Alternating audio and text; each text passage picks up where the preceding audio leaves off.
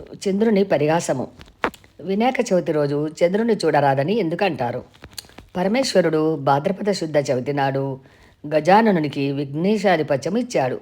ఆనాడు సర్వదేశస్థులు అతనికి తమ శక్తి కొలది కుడుములు, ఆపూపములు, మోదకాలు, పిండి వంటలు, టెంకాయలు, తేనె, అరటిపండ్లు, పానకము, వడపప్పు మొదలగునవి సమర్పించి పూజించగా విఘ్నేశ్వరుడు సంతుష్టుడై కుడుములు మున్నగినవి తిని కొన్ని వాహనమునకిచ్చి కొన్ని చేత ధరించి మందగమనమున సూర్యాస్తమయం వేరకు కైలాసమునకు వెళ్ళి తల్లిదండ్రులకు ప్రణామం చేయబోయాడు.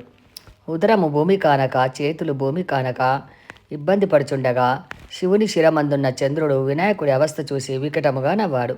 అంతా రాధదృష్టి సోకిన రాళ్ళు కూడా నుగ్గవుతాయి అన్న సామెత నిజమగున్నట్లుగా విఘ్నదేవుని గర్భంబు పగిలి అందున్న కుడుములన్నీ ఆ ప్రదేశంలో పడ్డాయి. అతడు మృతి చెందాడు.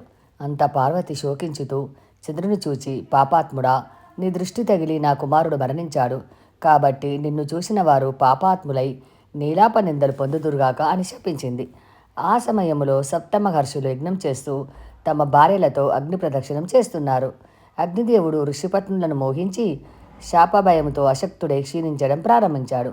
అగ్నిదేవుని భార్య అయిన సాహాదేవి అది గ్రహించి ఒక అరుంధతి రూపం తప్ప మిగిలిన ఋషిపత్నుల రూపం ధరించి పతికి సేవ చేయ ప్రయత్నించింది. అగ్నిదేవునితో నున్నవారు తమ భార్య లేనని శంకించి ఋషులు తమ భార్యలను విడనాడారు. పార్వతి శాపానంతరం ఋషిపత్నులు చంద్రుని చూచుటచే వీరికి ఈ నీలాపనంద కలిగినది. దేవతలు, మునులు ఋషిపత్నులకు వచ్చిన ఆపదను పరమేశ్వరునికి తెలుపగా అతడు సర్వజ్ఞుడు అవుటచే అగ్నిహోత్రుని భార్య ఋషిపత్నుల రూపం ధరించిందని చెప్పి ఋషులను సమాధానపరిచాడు. అంతా బ్రహ్మ కైలాసమునకు వచ్చి పరమేశ్వరుని సేవించి మృతుడై ఉన్న విఘ్నేశ్వరుని బ్రతికించాడు. పార్వతీ పరమేశ్వరులు సంతోషించారు. అంత దేవాదులు, ఓ పార్వతీమాత, నీ శాపము వల్ల ముల్లోకాలకు కీడు వాటిల్లింది కాబట్టి శాపాన్ని ఉపసంహరించుకోమని కోరారు. తనయుడు మరల బతకడంతో పార్వతి కూడా సంతోషించింది. కుమారుని చీరదీసి ముద్దాడింది. ఏ రోజున విఘ్నేశ్వరుని చూచి చంద్రుడు నవ్వాడో ఆ రోజున చంద్రుని చూడరాదు అని శాపాన్ని సడలించింది. అంత బ్రహ్మాదులు భాద్రపద శుద్ధ చవితి నాడు మాత్రము చంద్రుని చూడక జాగ్రత్తగా ఉంటూ సుఖముగా నుండిరి. ఇదే చంద్రుని యొక్క పరిహాసము కథ.